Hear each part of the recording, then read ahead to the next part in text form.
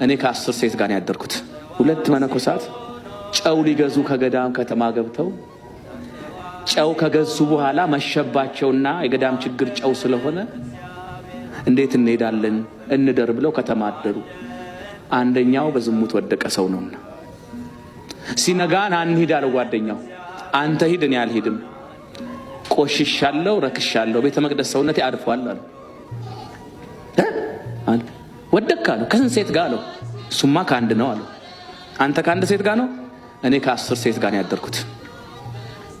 ከ10 አዎ፣ ከ10 አዎ፣ ከ10 ሁለት ነው እንዴ? እኔ ይሻላለሁ። አዎ፣ አውቆ እኮ ነኝ፣ አውቆ ይሄኛው ባለ አንዱ ተስፋ እንዳይቆርጥ እና ከኔም የሚበሳል እንዴ ብሎ ወደ መጽናናት መጣ።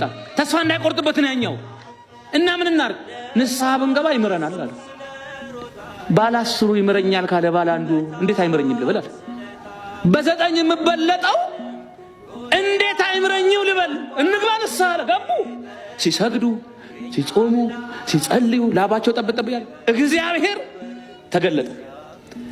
የእውነት ስለበደልከው ስላንተ ብዬ ሳይሆን ሳይበድል አንተን ለማዳን መከራ ስለሚያየው ወንድም ስል ይቅር ብዬሃለሁ አለ።